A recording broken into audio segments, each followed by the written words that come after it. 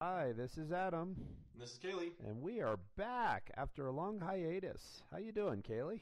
Oh, I'm doing great. How are you, Adam? Not bad at all. So we've got some sort of camera footage recovered from the IFPA10 World Championships. Yep, this was from Archaeological Dig in Echzel, Germany. This the site of IFPA10, and this will be the final match between Jorgen Holm and Zach Sharpe. Kaylee, you were at this competition. How was the facility? What was it like at IFPA 10? Oh, it was great. This was Freddy's Pinball Paradise. Had a bunch of machines all in really great shape. Games from every era. We had old games, kind of EM games. Kind of the mid group was made up of solid states. Modern games made up of dot matrix. And man, just so many great games and really great facility. That's everyone. Everyone I talked to seemed to really enjoy the place, and they also had food there too. How was the food? Oh, the food was great, and they had the local dish there, the light toasted bread with chopped raw pork on the top. Raw, So raw that was pork? available. Really? Yeah, but it's okay because it has onions. Onions and raw No, pork. no, no, no. It's okay. There's onions. Don't worry about it. Yes. Excellent. That sounds wonderful. So, in this finals match, Jorgen and Zach have been playing for 3 days straight. It's quite a grueling competition, and to whittle it down. You were actually the top seed after the 8 rounds of play. Yep, Uh, that's right. After being top seed, I proceeded to get annihilated in my first match after two buys. Although you did get 2 buys. It's interesting. Jorgen was the second, the number 2 seed. You probably would have played against him in the final round there for Had I made it on? Yes, correct. yeah. And so Jorgen also had 2 buys. Now Zach was tied with Jorian Engelbrechtsen at eighth, ninth, and they had a playoff game that Zach lost. So Zach only ended up with 1 buy, and so his first round he was playing Michael Trepp This and is sort correct. of got a warm up. He beat him 4-1, and then in the next round it was interesting because Zach then faced Jorian, the guy who beat him to get the bye, and Zach ended up on top in that match. Jorgen also played through the quarters and semis.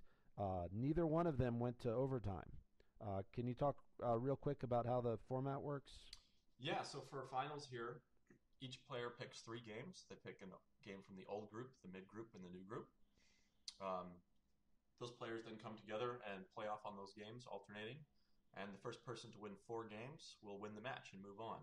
If they tie 3-3, they go to a sudden death round, and they play best 2 out of 3. And so the players are going to play at minimum 4 games out of their picks, and at maximum 9 whole games for that And match. that's a really cool format, and it's pretty interesting, and there's a lot of strategy involved. And when you have to reveal your games at the start, but which game do you choose, and depending upon whether you win or lose, and hold serve, and all of that. So, Yeah, you may only get to play 2 of your picks if it's right. going poorly or if it's going well. But So you want to make sure that you front load the games that you're really sure you really want to play that you've been picking. If there's a game that you had to pick that you maybe aren't so strong on, you might want to hold that to last, or you may want to hold your strong games till last so that you have something to power back on and come over the top and win the match. right. So it'll be interesting to see how these guys handle the finals match. I assume they're going to be picking games, and in fact, I checked on it. In fact, they are going to be playing games that they've played in previous matches. So they're going to be very familiar with these games. And that's a great strategy at this point. They played the whole weekend through a bunch of these machines and now had a bunch of head-to-head rounds to narrow in on the machines that they're really confident on and that they feel really match to their skill set. Okay, I think the first game that's going to be coming up in just a moment is going to be Jorgen's pick, and it's going to be Xenon. And we'll just point out that for solid state and EMs in IFPA, they play as players 1 and 3, so as not to tilt through. In case they do tilt through, it only tilts through to players 2 and 4 ball. Yep, spoiler alert. This IFPA will not be decided by a disqualification. I Just think throwing that out there. everyone's. How about any other? Yeah, we've all seen the video, so we can. I don't know if we call it the Cayley rule or what. It's a good move by IFPA. I know it threw some people off at first, and some people played out of turn, not used to it. But at the same time, it saved anyone from the disaster that was. Yeah. Well, it wasn't a disaster, but it was just a really unfortunate ending to IFPA 9.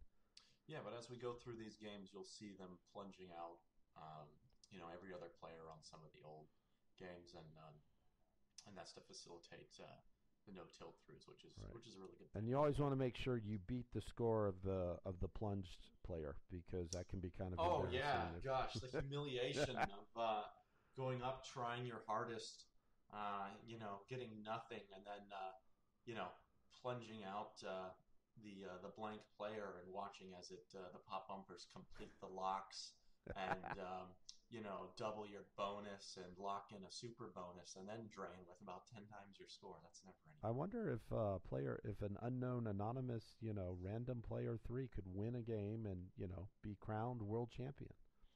Wow, that's a good question. We'll have to ask. I think there should be a rule. Hey, we're up. So we missed Jorgen Holm as player 1 since he picked. We missed his first ball. We see that he has 18,360, which is not a very good score. He probably this game can be housey. And yeah, Xenon is tough. It's a really basic game, but sometimes they play really fast and brutal. And so we'll see how Zach. So we see Zach in the scoop there, and that's really, you want to be in that scoop. Oh yeah, that's money. And, and look at that again. The more scoops you get, the better things are going to be for you. All right, and that already gave him his 3 X's to light capture on the right ramp. And on this game, you really just want to get the ball up in that scoop. It progresses you towards sliding the ball, which is just selected. And then you put the ball back in the scoop, go ahead and release, and get your ball back out of there, and then just do a spinner fiesta. Oh, tried to save that one, but it must be, he must understand the tilt there. Didn't give it too much of a hit. So 85,000, and does bonus carry over between balls on this? This is player 4 being plunged, by the way. Yes, a bit of bonus does carry over. Okay, so Josh, Zach, I'm going to keep calling him Josh. Zach, they're a pinball unit. Yes, gets out to a bit of a lead because Jorgen did not have a very good first ball. So let's see how he does here on ball 2. You really want to get it in that scoop, which he didn't do again. He's got it. And so, this game really becomes a competition of who can hit that left orbit to right arms and then collect multi-balls. And often it really comes down to tap passes from the left flipper to the right that they can master that skill.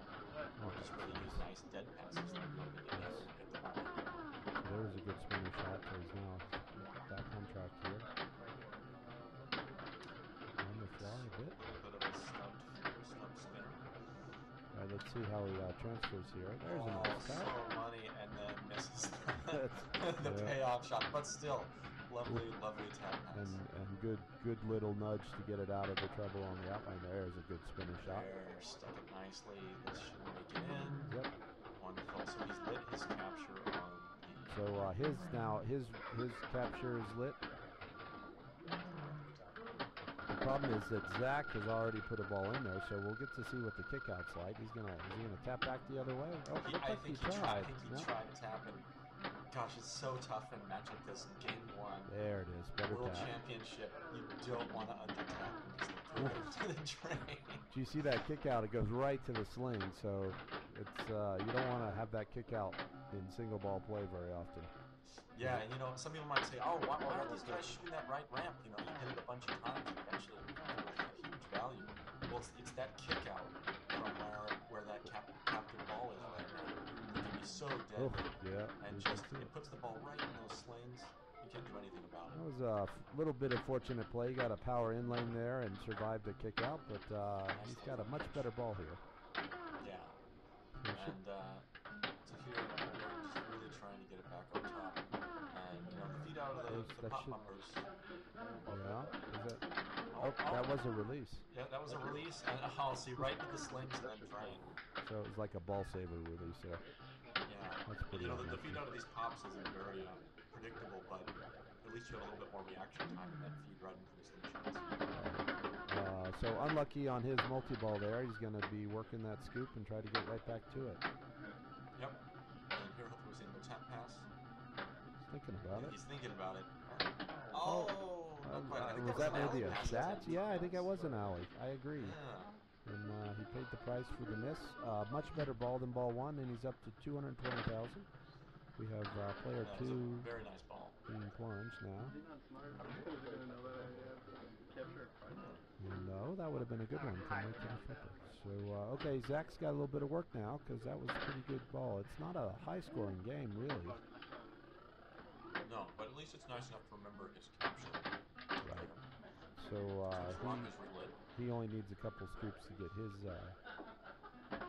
release as well. Ooh, this is dangerous. Good. Nice little live catch. Didn't quite stick it nicely, but worked out. That was a tap pass. That was a right tap. there. He wanted to be left to get the lock, and there it is. Nice. Puts the ball back in. And let's see if he can get that scoop. Yep. Is this going to release, or he's got... It's hard to tell up from this angle. He must have one or two more to go for the release. He has to go right back to So is he going to tap? Oh, a post pass. Wow. Wow, Jorgen doing it the hard way. Yeah. Just post it over. Tap for show, post pass for dough. It was, oh, that was nearly pilot error. We didn't really want to go there. Oh, that's sketchy. Yep, it survived so far. Oh, no. Oh, lovely. That was a lovely nudge there to bring it back. Zach just hesitating, waiting for the right moment to just knock it out of that. Oh, and then the power. Yep. So it seemed like a... Oh, why'd the ball release? Did I miss Because he put it in the scoop. Oh, so they both had their ball insta-drain off the multi-ball. Yeah. Interesting. Man, it's so brutal in Xenon with that. You know, you finally do the thing, and then it doesn't really even give you the opportunity to guarantee that you can play around with it. It's a pretty similar ball to Jorgen, and yep, the scores are just about dead even, although I would suggest that Zach has more bonus built up because he had a better ball one. So Jorgen's really going to have another real good ball here on ball three to put the pressure on. Wow, player four is not doing too badly. Yeah, pretty hanging good in there. Player forward. 65. All right, so here's Jorgen now. He's going to want to get back to that multi-ball if he can. And, he hasn't made the skill shot. The first, no, he missed it again. Yeah, not a lot of nudging going on there. Oh dear. Oh, no. That's off the top of that right sling. Yeah, and maybe he could have nudged a little harder to bump it against the that outlane post. Now here's the player two going to get plunged out. I think Zach might have him in bonus already. Mm-hmm. We'll see how whether. Well, Jorgen basically had no ball three. Yeah, and not much of ball one either. So here comes Zach with more bonus. You can see the insert lit up by the crazy Xenon head. That means he's got a full rack. So he's probably not gonna. I don't know if he would have had a chance to flip if he wanted to, but yep. Right past him.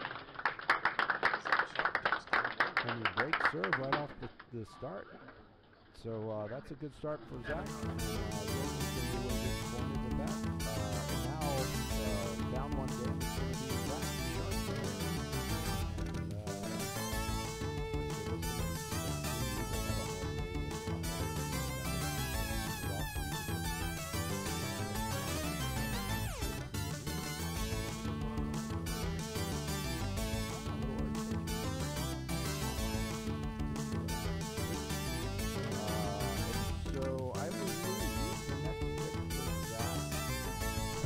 was going to be Avatar. Great game. Zach chose it as a modern in his earlier rounds. I know it's one of his favorite new Sterns. You can play the Link multi-ball, you can play the Amp multi-ball, you can crisscross them, you can stack them. It's a funny angle, but it's the best that Josh could get the camera at. So yeah, well, let's talk about the camera setup here. We had a bar stool for one leg, the neighboring game for the other leg, and perhaps another bar stool for the third leg, although that might be resting on Josh Sharpe's knee. So very professional setup is what you're telling me. Correct. So here, Zach getting the ball on the left flipper, backhanding to link lock right off the bat, and that's pretty much the standard opening gambit for playing on point on Avatar. I don't mind doing it from the forehand if I know it's going to lock, but he's more comfortable on that backhand, and a lot of people will just play the backhand. Yeah, one thing about the backhand is it will have a little less force, so if you miss, it's not going to come back quite as hard. Yep, that's a good point. Yeah, so of course, Avatar here, we've got, as you mentioned, we've got the Link multi-ball on the left-hand side of the game, where Zach locked that first ball. We've also got the amp suit on the right side of the game. Those are the two main multi-balls in the game that players are going to try and work on. And usually they will try and start Link by locking a ball and then hitting the captive ball to release. So there's the release. There we go. And there's the release. He needs to get, during ball saver, if he can get it back up into Link, he will have a 4-ball multi-ball. I'd say that is off the table now. Yeah, if he can put another ball in there still at this point, here's the time to go for it. And just got it. And that will add one single ball. So he's, he'll be back to 3 balls now. That was, there's not much of a grace period on that. So that was right on the edge of that grace period. Right on the line. So he'll be happy about that, but he lost. So in Link multi-ball here, you're counting down jackpots towards a super at the Link shot. And your jackpots are sprinkled all throughout the playfield. One thing that a lot of players don't know is that the giant stand-up banks on left and right of the playfield are considered jackpots in that multi-ball. That's true. And you can just pound away on those all day long. And when you have 2 balls cradled on one, it's really nice to just do a little flick and backhand one of those and progress. Money. He did not have AWA lit, which will often add a ball, although not the first time. It's the second AWA in Link and Tourney that will add a ball. AWA is the captive Newton ball on the very far right of the playfield by the right orbit. It's lit through a progressive number of switches throughout the game. So the pop bumpers help a lot to that. We also have the multiplier, which Zach didn't get, but now Jorgen has an opportunity to double his Link. You see all the multipliers flashing? Yeah, if you roll over the top rollover lanes and complete them, you'll have the option to multiply any of the shots in the game for that ball. So Jorgen missed the Link shot, but he got a very lucky Kareem into the amp. It opened the amp on one. There's one target that'll open the drop the amp down, and he's got his amp doubled. So in a way, if you're gonna miss Link, doubling your amp is about the best. Go out from there if not paying. An amp can actually be better because the amp super is the combination of all the regulars, and any of those regulars happen to be doubled as well. You can get yourself a pretty beefy amp super. Yeah, but really, like anything but Link is all just gravy. Yeah. Because if you can have a good Link, you will win the game. That is true. The best Link wins. Neither one of them really was able to. He tried to. Yeah, now where the points really are in the Link multi-ball are in the super jackpot sequence. They're worth 3 million and 6 million apiece for the super and double super. Of course, if you can double that, you get 6 and 12. Yeah. So neither one, and what's nice is if you bring amp in while you're playing Link, it gives you another ball saver and more opportunities to work your jackpots to the super. Both these guys, neither one of them really had much of a Link going, and both their first amps, both are going to be pretty darn close, and Jorgen is sticking with Link on ball 1 here. Yep, and I think that's a really good strategy. Although Avatar is one of the worst offending games of the +1 code set. Yes. So everything gets harder every time you go through it, which can be really infuriating to play. But he's still got a low number of hits to work his way through Links. Maybe his Link 4 multi-ball will be difficult. He's got 2 more to go, and sometimes you can think about using that first amp to get back to Link safely. But it's ball 1. You got nothing. There's a nice forehand. Look out. Oh. Now, has Jorgen already used an AWA yet? That is the question. I believe he did in that first Link, the first AWA. The other thing is if you start amp, AWA will add a ball on amp on the first award, at least as far as I can tell. it's more reliable. On Link, it's the second one. Yeah, you have to get one AWA out of the way. Yeah. To get an out-of-ball on Link in the latest code. I believe that is true. So, dare I say, the final code. I don't think it will ever change. I won't never say never. So they both played very similar first balls, but Jorgen has a lot more progress towards his second Link than Zach did, and he's got a few more points. But this is really, it's going to be a one-ball game if you can get that, if you get to the Link Super or even an Amp Super at this point. Oh, he's working his seeds, Target. No, would you ever banshee out here? No. It's a tight ramp. The misses are deadly, and the points just aren't that good. There's a very nice Stern. That is one of the highest scoring strategies in the whole game. Yes, but not when you're in the IFPA World Championship final. No, you just can't miss. Whoa. Whoa, getting exciting there. Didn't know if Andre was All right, here. amp suit ready.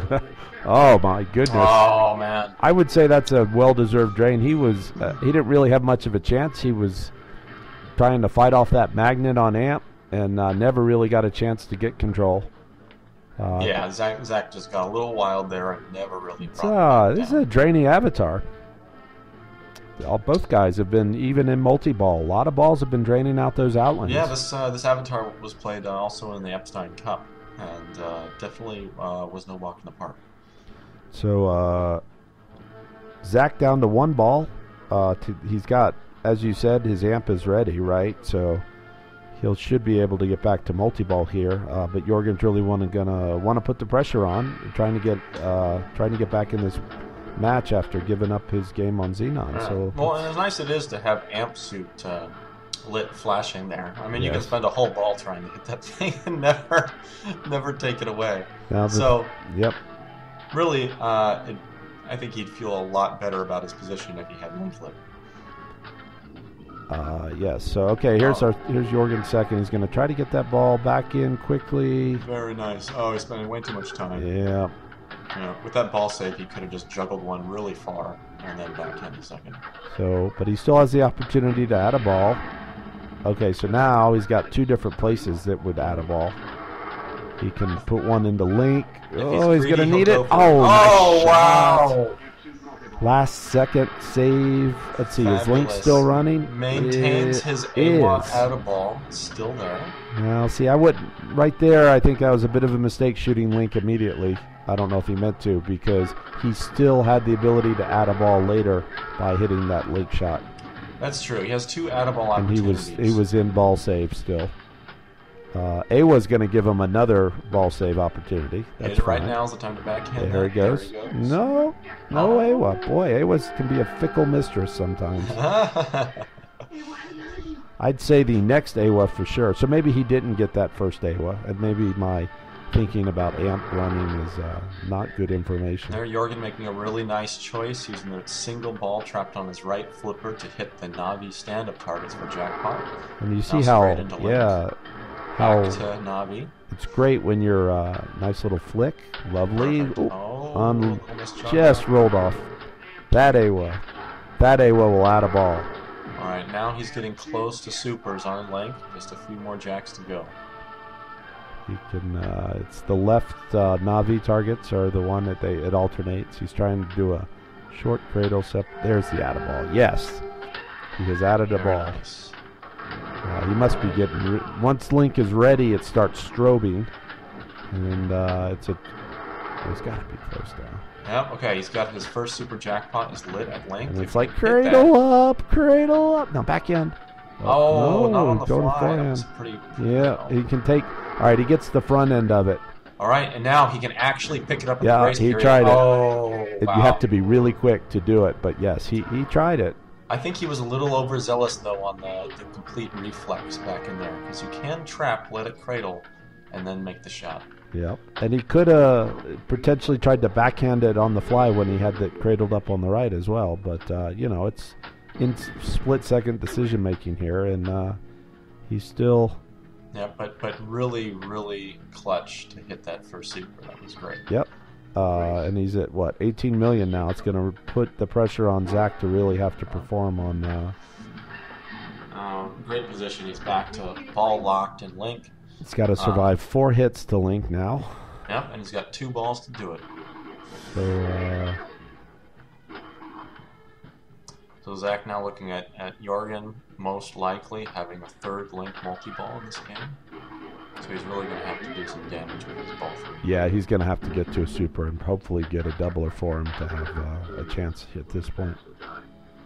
Nice little dead pass there. Oh, it was a really late shot. I'm not sure what he was shooting for there. Actually going for a little Navi ball, maybe? Yeah, I still think the correct thing is to just keep working link, and even if it's on the fly. Right. Unlucky there, but good ball from Jorgen. Yeah, not a bad bonus, 2.5. Yeah, bonus can get up there too with lots of multipliers. So Zach's going to want to get to multi-ball and then start worrying about getting to those supers. So let's see how he does. You desperately want those pop bumpers to put it back up and back again to get that multiplier lit. It's nice to be able to get that 2x dialed in. Yeah, you know, the feed out of the pop seems to be pretty friendly. Could almost on most every avatar, I would never advocate the full plunge and go directly for short plunge to a live track. Oh, absolutely. You must. I'm very surprised we've seen full plunges here, because it's definitely greedy to try and pick up a multiplier off the plunge. So Zach did not get a ball back in the link, but he has an opportunity at any point here to... Oh no, he had 3 balls in. He must have gotten it. The ball is captured in link at the moment. I will blame Josh and his butt. Oh, add a ball! Oh. I don't... The ball was still trapped in link. When you add balls in link, it holds the ball for 10 pretty generous seconds. Yep. Oh no! Double drain. Still on the table. AWEB on the table and amp ready to go. So Zach falls short. So right now we're back on serve, although each player has won the other player's pick. Yeah, it's all tied up, 1-1, and moving on towards game 3. And it'll be another Jorgen pick. And I'm not really sure what Jorgen's going to pick next. I know some of the games he played earlier. In the earlier rounds, he seems to be sticking with it. So. All right, now if you were to pick, like let's say, any game was available at IFPA10, what do you think would be some of the games that Jorgen Holm would choose? I don't know. He seems to be excellent on all. I'll throw a few out there. I think he would pick Dirty Harry. I think he would pick Shadow, and I think he would pick Indy 500. Those are like his all-time favorites?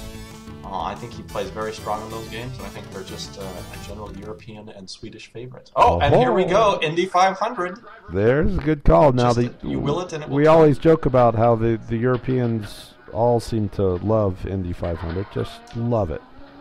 And they all play it well. Look, right there, perfect combo. Interesting factoid. Yes. Many of the European players were quite confused at the strategy of timing out pit stop multi-ball to get to only light jackpots on the left orbit. Yeah. And of course, when you do that, the left orbit to turbo shot is repeatable on this game. So you can collect jackpot turbo, keep the ball trapped on the left, and keep cycling that, which is actually much easier to do than if all jackpots are available, dwindling down to 1. Interesting. So keep in mind. Yeah, that's some deep rule knowledge there. Jorgen just missed starting multi-ball on block Zach, 1. I'm just going to point it out here, getting thrown a giant bone on the start of this game with 3x playfield lit on his speedway, which is a random choice by the game for each player. And he shot it too, huh? He did, but he didn't have a... Well, it's a good thing he didn't, because he'll want to lock his balls and make sure that he has multi-ball lit. Here he goes for lock 1. Is there any way to... what changes that light? Is it pop bumpers? Or if he shoots the right ramp 2 more times, 3 times total, it will change in a counterclockwise orientation. Oof. So even though Zach here has drained with not much progress on ball 1, he has multi-ball lit at the turbo, 3x playfield lit at the right orbit and the center scoop shot. And that's an entirely random. That's a random choice by the start. start, and Yep. it's different between players. So it's hard to see necessarily Jorgen's score. He had 23 million after ball one, and Zach's at 13 million. But like you said, that so here's Jorgen's multi. Here's Jorgen, yeah, starting his first multi-ball, which is great. You know, Indy 500 gives you a pretty easy way to start multi-balls at the beginning of the game, and you can really get comfortable very quickly. So he's got his left ramp done. Now he needs to hit his right ramp, which he's done. You can choose to put balls back into the supercharger and go for that huge super. Yep. So yeah, the multi-ball in this game, both ramps are lit for jackpots. Once you hit one, then the other ramp is lit, and then they alternate. Every time you put a ball in the turbo, it will hold it there for a short amount of time and increase the jackpot value by 10 million. Jackpots start at 30 million. Players can boost them up to 50, but with the ball in the turbo, the minimum value would then be 40. That was a bit unlucky there from Jorgen. He got the cradle separation, but wasn't able to hit the jackpot on the fly. So only 2 jackpots in that multi-ball. The great thing about multi-ball in Indy 500 is anytime you get down to 2 balls, if you put them both in the turbo, it will add the third ball back into play. So there is the opportunity to extend the multi-ball for really long periods of time. The other kind of awkward thing about the game and its multi-ball, which is really the main scoring strategy that everybody goes for, and here Jorgen coming right back into his combos are awesome. 2 in a row right there. Yeah, the interesting thing about the game is there's a super jackpot available at the turbo. If you put all 3 balls in there, you'll get a super jackpot worth 60 million, and that never changes. But of course, if you have 2 balls in the turbo and you're shooting jackpots with the single remaining ball, they're worth 50 million a pop. So your choice then becomes, do you shoot jackpots for 50 million each for 10 or 15 seconds while those 2 balls are spinning around in the turbo, or do you want to stuff 1 ball in there for 60 million and have them all be ejected? Yeah, I like playing the 1 ball. Yes, definitely. So there's been a strategy to how you're working the game in the multi-ball. But if you can nail your combos, he missed that one. That's his first miss and paid the price. But a good second ball, couple of multi-balls gets him to 233 million is his score right now, and Zach is at 13 million. Yep.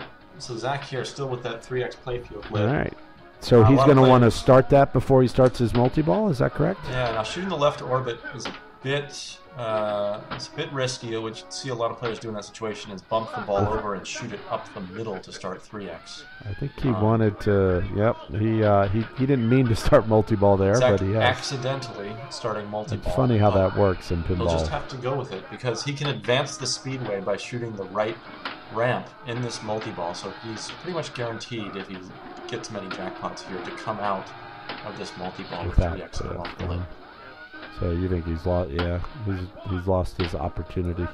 Yeah, there a miss on the left ramp, kind of put everything wild, but he's got an opportunity here. Stuff another ball in the turbo. Oh, big miss. Oh, that was his chance to add get the add ball right. Now you'll see he's got that in there, but no dice. Okay, let's see if he can do the combo. Oh, nice. Oh, very good. The turbo combo. Yep, so the turbo loop combo maxes out at 30 million. So if you can hit those combos, one, you're minimizing risk on the lower playfield, but you're also building some really, really good points. It seems like when those guys put up their really good scores, that they're dialed into that turbo combo. And it's, boy, you got to be quick because that ball comes around. Oh, that was nice of the game to set the ball up there for him. Yeah, it's very nice. Right, I might be wondering, like, why isn't Zach, powering through modes instead of multi-ball, something like that? Well, really, multi-ball is where the biggest scoring opportunities are outside of the kind of wizard mode checkered flag action here. And there's only a couple modes that are really worth taking when they appear, and that would be the turbo boost multi-ball, 3x scoring, and maybe pit stop multi-ball. He quickly drained out there. It was a double drain. Trying to get control again. Yeah, and I'm going to see him go back for left orbit here to light locks for multi-ball. It's a +1 game as well. Although somehow less annoying than Avatar. I don't know why. Why is that? Avatar. Maybe you've gotten longer to get used to it? I'm just going to come out and say it. This is a better game than Avatar will ever be. In your humble opinion. No. You're stating fact? No. Well, we didn't get a good shot of the side of the Avatar cabinet. Did you look on there? There's a little small printed text that says this game will never be as good as Indianapolis. Oh, okay. Yeah, so that is fact. All right. Well, fair enough. Yeah. Zach took the $15 million there. I know some of the guys who play this all the time can always dial up that 20, and also apparently you can dial up the light lock, which comes. Yes. Somebody was telling me which one it comes after the.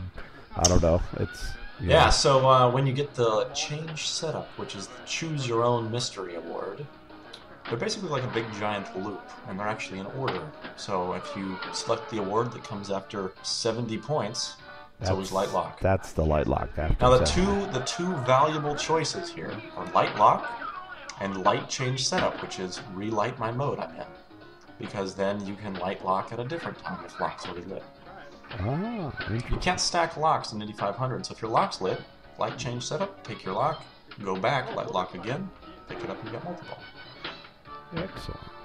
Or you could take your 20 million. Yes, and light change setup comes after one of the 50-point awards. Well, thank you. The more you know, if you have an Indy 500, you sit there and you write down every single silly award, and there's about 35 of them. If Lyman Sheets is ever going to watch this video, he's sighing, he's rolling his eyes. He's concerned with the amount of time you spend learning all these things, I think. I know. Imagine if I spent that amount of time hacking people's feeding credit the poor. card accounts. All right, you know what? that's a solid ball too from Zach. Very nice. His score is at 309. So Jorgen has 80 million just to catch and pass and make Zach play. Ball three. But that's really not that bad in Indy 500. He's got his turbo combos are spot on. One more to go. He's got just 3 more shots, and he'll have another multi-ball. So if he can just shoot that left orbit twice, I believe, and he'll light another lock. Okay, here he goes from the cradle. Here's one. Oh. Tried to stuff it, missed. Okay, this one was pretty sketchy. All right, next left orbit will light lock. It's getting a little squirrely here. Yep. All right. Oh, they're stuffing in the mode start, and it takes. This is gonna light. Let's see what he light lock. Is he getting There's. He's already no. He needed that. Yep. Go. So here on the eject, he can bump the ball over, shoot the left ramp, start multi-ball. So that's what he's going to try to do. Pick up a souvenir. Uh-oh. Oh, man. So close. That's the danger of not completing that left ramp there. It'll went right back down the center. Oh, and Zach Sharpe wins game 3. So, yeah, that's Jorgen finishes at 264 million. Zach doesn't have to play ball 3. So far, the picks aren't going so well. They're 0-3 in terms of the person picking has not won yet.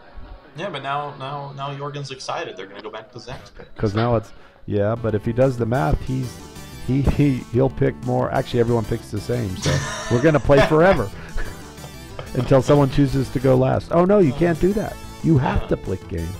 Yeah, the image here is slightly misleading. There are only 6 games in this round. First to win 4. Ties 3-3. We'll go on to a 7-bet. So it would never. Yes, if it got to 7, then 7 would imply 8-9 as well. Correct. Yeah. And now, boy, I don't want to spoil anything, but it sure looks like we're headed that way at this point. Nobody's not really any sort of. I don't know if momentum's a big deal, but sometimes when you're feeling confident, you can take control of things. And right here, it's been sort of whoever gets off to the better. Whoever has the better second ball is winning. Yeah, nobody really knocking it out of the park yet and really taking. All right, so this is Zach Sharpe's second pick, and it's Earthshaker. Earthshaker. All right. So I know Zach really likes that upper flipper a lot, and in Earthshaker you need to go through the numbers to light your locks to get to multi-ball. Yeah. And you can shoot all those numbers on the playfield, but they're all pretty dodgy shots. Or you can continue to shoot the upper ramp, and the upper ramp will spot you one of those numbers.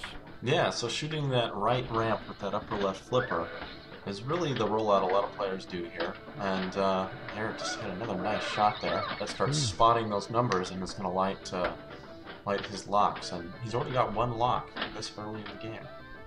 And you see that he's using the left flipper merely as a guide over to the right and trying to feed. There's a so here's, you can what is it, the number 4 shot, the spinner right there, and it sets you up on the upper flipper, and there, that's perfect. Yeah, you know, legend has it that Earthshaker is still pretty playable if the lower left flipper coil locks on, because you can just bump the ball right over and keep it playing. There is another sort of really boring strategy in Earthshaker where you can just sort of hit that center ramp on the left over and over and over and over, and get to whatever, 1,000 miles, 100 miles, or yeah, and that's worth actually quite a bit of value if you can do it. And a lot of really experienced players will use that strategy in competition. But this Earthshaker, for whatever reason, it was quite difficult to loop that ramp with a little bit of a hop off the left flipper. And so we're seeing everybody here trying to power straight into multi-ball. Okay, so let's see how Jorgen does here on ball 1. He's struggling a little bit to find. Ooh, that was. He's trying to find zone 5, which is the little scoop that kicks out to the upper flipper. And there he hits it. Very nice. Now an opportunity to go for that ramp. Very nice shot. Gets his first lock. And, you know, Zach's ball 1 drained on where he just didn't, the lane pass just didn't go quite far enough. And I don't know what the tilt was like or whether you needed to nudge or not, but let's see how. So is this a 2-ball quick multi-ball? Yeah, so for here we've started a 2-ball multi-ball where the right ramp is worth 1 million a shot. Well, maybe he actually got to regular multi-ball. Well, no, that was a 2-ball, and he's out of it. So now you can see the lock lit there for his multi-ball start. Just can't quite get it. So what's he going to do from the left here? Yep, nice post pass and dial on in to the scoop. Right back in zone 5. Yes, but good try. There it is. And very nice. Boom. Oh, he wants that bad. There he goes. We can sort of see the scores. So here we go. Yeah, so on this multi-ball, you need to shoot the center ramp that we haven't seen anybody shoot yet. That'll light a jackpot on that right ramp from the upper flipper. Right, so you have to qualify that right ramp. Very okay, nice. So there Trapped it is. Up, gets it. Now he's trying to get it to the upper flipper. Oh, it might come. Here it is. Oh, very nice. That's always is the jackpot set in tourney play? No, you have the ability to change which jackpot on the backboard is selected by going through the spinner. Is it, and then it's sort of a random. Yeah, and it's anywhere from 500,000 all the way up to 2.5, 3 million. Wow. If I'm wrong, 501, yep. 1.5, 2, 2.5, 3, 3.5. That's So you can really have very wildly different jackpots if you're not paying attention to when you're collecting. Is that Pat Lawler rule there? Yeah, I think it's kind of a terrible rule. It's you know, it's just like on Ripley's, same thing, right? You're getting 1 to 6 million. You can't actively control the number of spins. You're getting the jackpot changing at the startup multi-ball outside of your control. So the key is to get enough jackpots that it averages out. Yeah, the key is to get every single jackpot up there, and then it doesn't matter anymore. That's right. That's once you get one, you can't get it again. That's what he wants you to do. Thanks, Matt. That's great. So, you know, Jorgen looked a little sketchy at the start of this ball, but he's certainly settling in all right now and looks comfortable. I like this little maneuver of holding the flipper up there and passing it down to the lower right, but I'm not sure what that's achieving by not shooting the upper right ramp when he does it. Maybe he just wasn't, you know, the ball comes a little faster from the pops and not quite ready. Yeah, it wasn't quite ready for it. It was a very, very tight shot there. But wow, Jorgen really having a great ball here. Picked up his jackpot. Going right back, picking up zones for another multi-ball. When you play it for fun, there's other things to shoot for. What do you mean? These guys are playing for fun.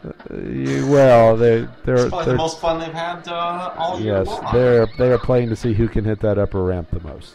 Yeah. There's a Newton ball on the right-hand side that increases in value. You can kind of see the lights there. The lucrative Zone 9. It can get up pretty beefy value. I forget what it maxes out at, but not that I would suggest ever hitting it. You see that drop catch with the upper flipper? That was amazing. Yeah, that was pretty. This guy? That's some very nice touch. And of course, every shot to that upper ramp delivering sweet bonus. Wouldn't you eventually just want to shoot that center ramp a few times just to show you can? Come on, Jorgen, shoot that center ramp just once. I think this is the appropriate time to feel out the rest of the game. Right in the middle of your World Championship match. Okay, do what's maybe working not for you. But you need to think about a year later when guys, instead of going to sleep, are watching and commenting on it. Well, that's true. I mean, I would certainly prefer to see him, do rolling tap passes here. Great, right?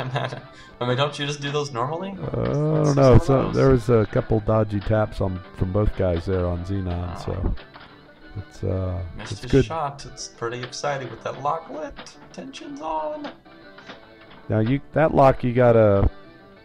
Can you lock it in either place, or do you have to get one of those locks at that really tight upper right corner thing? Looks like both locks are lit right now. And technically this game considers the scoop in the upper part of the playfield the easier lock. That's an interesting interpretation. Although many players would certainly consider that the harder one. But you do have to lock it there. You can lock it in either place, the ramp or the scoop. Okay. It doesn't matter. All right. Yeah, we can see both of them lit here, and here I should lock his ball.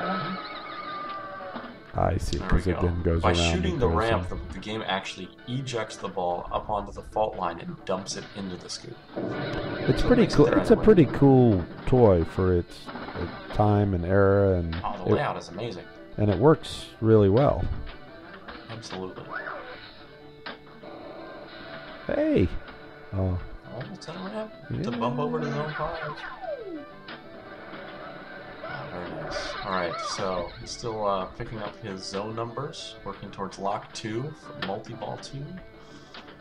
I just have to guess he's not comfortable shooting the side ramp when it comes the full. He likes to have it from the full scoop. Speed, yeah. Yep, and then he's holding it up and getting really it safely back. Controlled, same speed shot here. His other lock is lit. Can't hit the scoop. He's got to hit that right ramp here. All right. How many tries until Jorgen hits his lock? I say 5. I'll take the under. Okay. Oh, come on! What is this? Pay the man. That's good because I lost $1 to Josh at the Louisville Expo last week. So, Jorgen, I have underestimated you, my friend. Very nice. All right, he needs that center ramp. Light is jackpot. He's gonna patiently try to get this third one into an L-win, and he does. All perfect. Right. Oh, that looked like a good shot. It just rejected. See, try again. You really can't see here which jackpot is selected, but let's see if he's going to try and backhand zone 5. It's possible. I'm just beating on. Yeah, he's doing center some ramps until that ball goes. Why not? Okay, you need to separate here. Yep. Very nice. Money. That was amazing. Yep, it was. Right. He's looked. Oh, interesting. Post pass. Oh, and he misses it. He went for the quick post pass. You can stage these. Oh wow! Look at this. Look at that. Yeah, he gets a grace period jackpot. Wow, that was amazing. There's no grace period on this game, so seeing that ball was draining, passed it over, shot zone 5, and what was great is it did not stick in the scoop in zone 5. Lucked out there. Oh, because you think if it had actually stuck, it would have timed out? If it had stuck in out? zone 5, he would not have had the time to pick up that jackpot. So amazing play. That's and a little bit of luck there on zone 5. And what ball are we on again? I've forgotten. I think we're on ball 2. I think Jorgen. No, it's still ball 1. Oh gosh, ball 1. See, that was a test. Good Lord, player 2. Yes, he's at 8 million now. So that means that Jorgen still has 3 balls remaining here. So, you know, if the dog needs to go out or cat needs feeding, this might be a good time. What do you do when you're player 1 and, you know, what's Zach thinking about right now? Is he worried about this score? Well, one, I never pick Earthshaker because it's incredibly boring.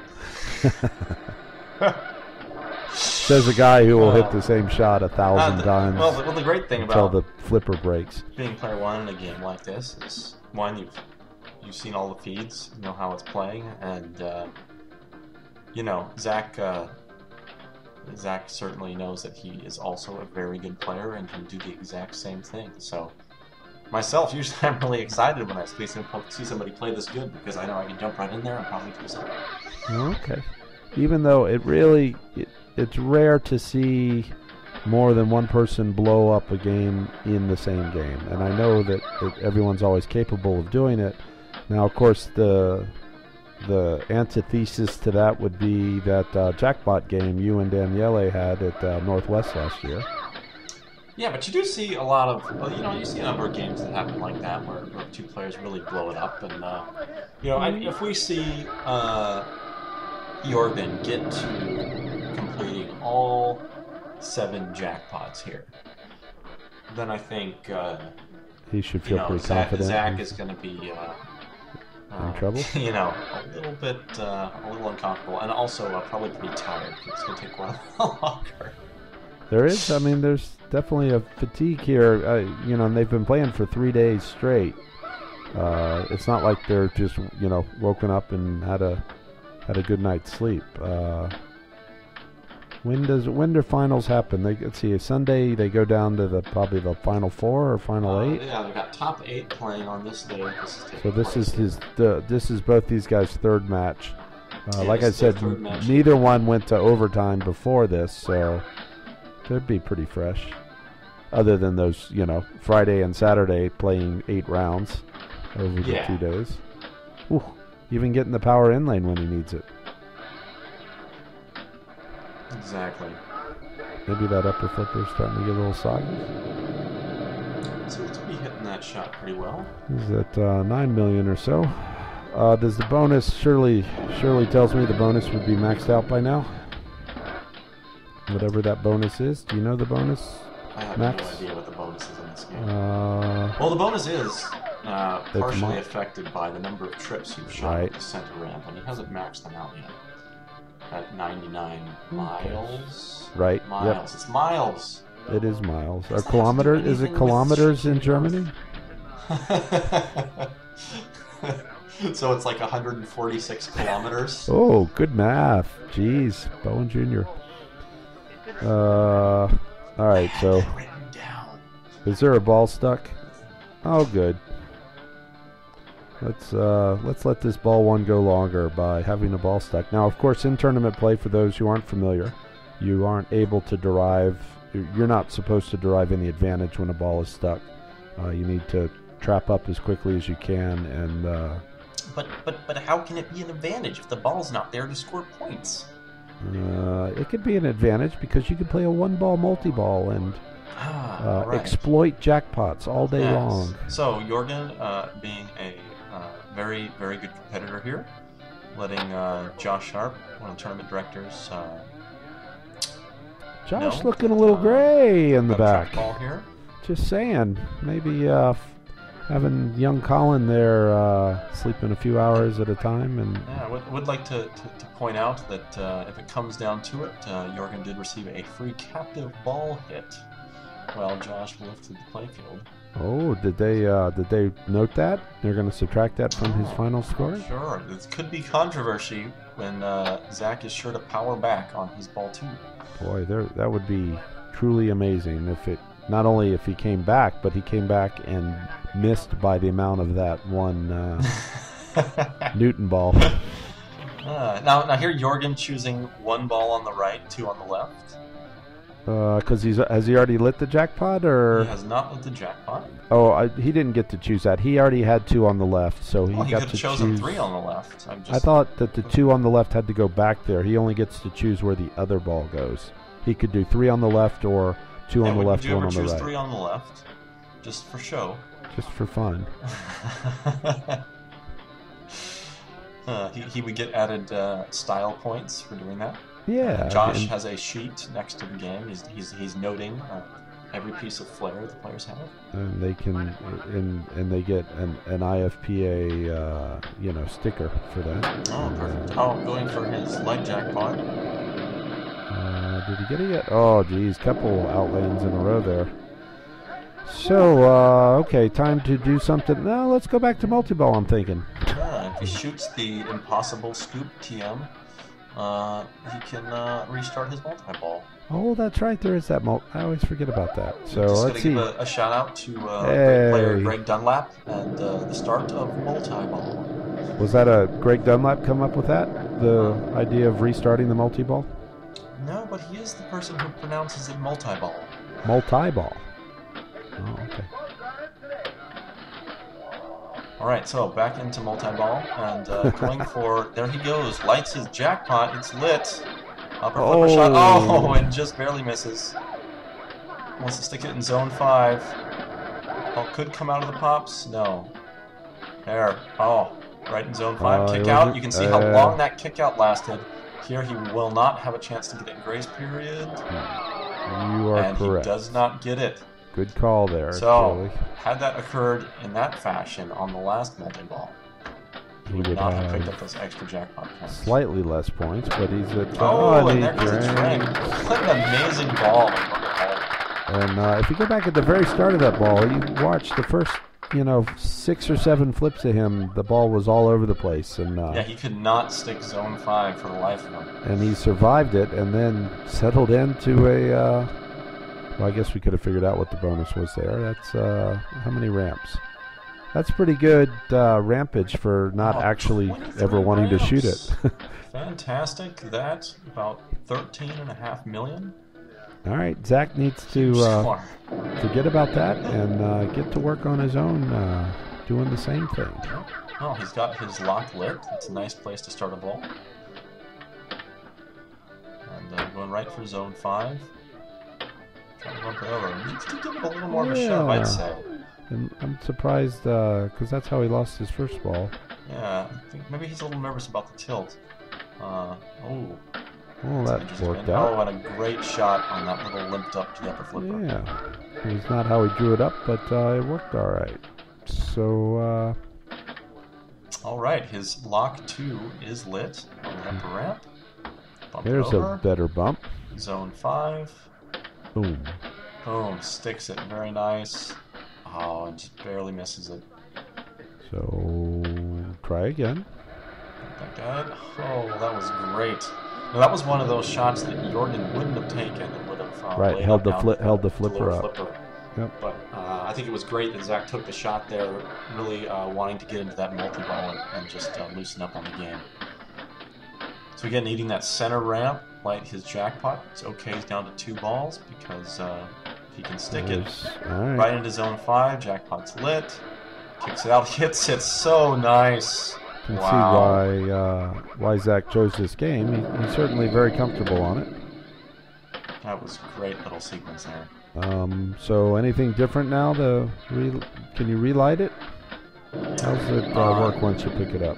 Yep, so now he can just bang away at middle ramps. And let's see what he's going to do. There's a 2-stage, very nice. And yeah, these are aftershocks at this point. By shooting that right ramp, you get aftershock bonus for post-jackpot ramps. I noticed that Jorgen did not 2-stage. He tried to do the post-pass underneath. Yeah, maybe it's something he's just not comfortable with. On different games have different feels to them. But again, you can see why Zach chose this game. He's very comfortable on it, but he's got a big hill to climb. Got a few steps up the hill anyway. Yeah, and pretty sure we're going to see him just go right back for Zone 5 to ramp. Trying to get back to multi-ball there. Zach getting a little pissed off. He's can't control the ball. And not surprised to see him wipe his hands down at this point. If it was his brother, he would have had a drink of water there. Some agua. Did they have water in Germany? They did have raw pork and onions. I'm not sure about water. So this is live coverage here, and Kaylee's going to take over while I let my dog out to have a pee because he's been watching this Earthshaker game too, and he really needs to go to the bathroom. So take it away, Kaylee. I'll be back in a moment. Well, yeah, of course, I'm going to entertain everybody with the most wonderful beverage that Adam isn't going to hear about that they have in Germany because, well, he just doesn't get to have any of it. You know, the Germans, they mix apple juice and water together, and I think it's amazing. It's probably terrible to the rest of the population. Or maybe it's a terrible, sick joke they play on foreigners when they come to Germany, is to give them this apple water drink and tell them it's amazing, and we sit there and nod like silly foreigners. I think it's great. What'd I miss? Oh, nothing. I was just telling the audience about the most amazing drink they offer for sale and to foreigners in Germany, and I got to try some. It was pretty good. I'll have to go back. That's all that was going on. Yeah. Watch the tape when it's done. Yep. Here we got Zach Sharpe just beating up on Zone 5, and working towards his next block. Oh, very nice shot. See, Zone 5 is actually lit now, and if he hits that, it'll pick up that number. He can hit another ramp. He'll pick up the next zone as well. So I'm thinking if any of those Papa TV guys happen to be watching, that maybe Earthshaker might not be a good choice for, I don't know, Papa Circuit type. Might.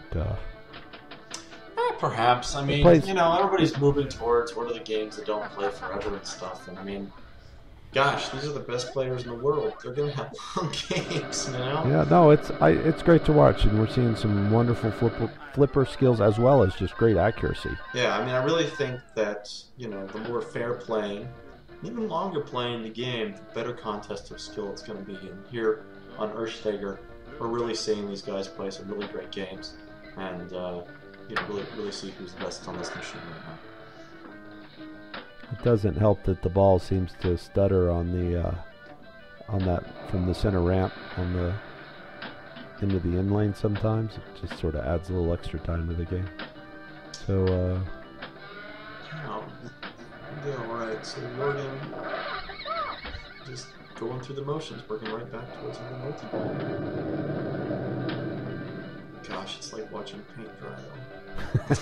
That's what I was saying. Now, but you know, you got to pick a side. You know, while this was going on, I watched about the first half of Jorgen's ball one live, and then I went over and started playing cash games with pork wheels on Lady Luck. So you lost interest when you were watching this live. So Jorgen did not have a good ball too, but he could afford to. So Zach needs about $9 million to make him play ball 3 here. So probably three multi-balls, 3 jackpots, maybe max out his miles. I think I will say Zach's millions per minute, his MPM was a bit higher in his multi-ball than Jorgen's was. Yeah, that's a good point. He's sticking that right ramp a little better. So with his speedometer a little higher here, I think 2 multi-balls with some aftershots, and he's right in range to put pressure on Jorgen. Okay.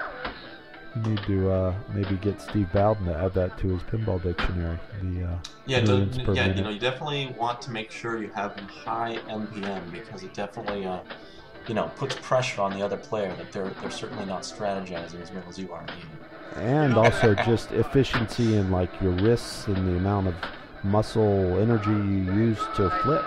Yeah. You know? It keeps you fresher if you're able to get your MWMs up. Yeah, well, all joking aside, yes, the faster you can attain the score in a tournament like this, certainly your stamina is going to last longer. So we're in multi-ball now. He's got his jackpot lit. Yep, and he had 2 opportunities, and here, not quite, wasn't ready for it. It's great he's trapped that ball up, but no dice and no jackpot is multi-ball. Restart? But he could restart. Unhittable scoop. Here we go. One and done. No. What's on the fly? And it still has the jackpot lit here, which is Why is a that? potential malfunction of the game or something. Or that, can is you beyond restart? me.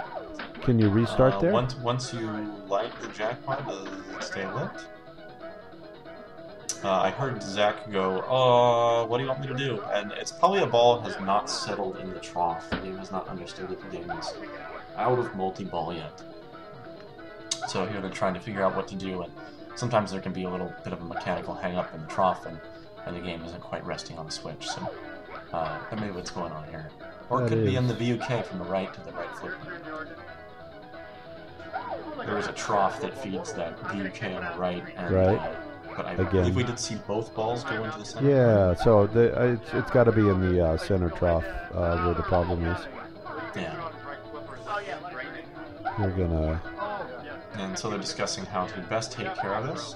One way to do this would be to pop the glass, pull the one ball that is in play out, and poke the trough a bit with their finger. Very, very technical. Yeah, that's a very high-tech solution. And they have removed a ball and put it on the right flipper.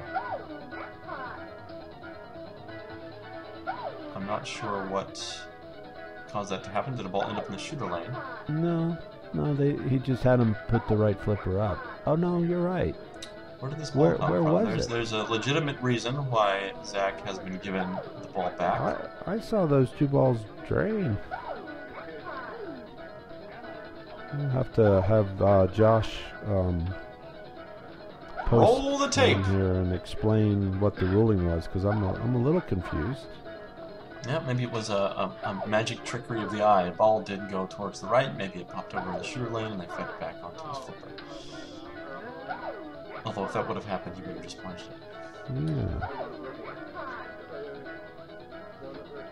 So. All right, so Zach here with both balls got his jackpot lit on the right ramp. If play does indeed continue in this state, I imagine we'll see him shoot zone 5 with a staged upper flipper to jackpot. Yep, I agree. Ooh, jackpot. All right, if this tournament had a sponsor at this moment, what would we plug, Adam?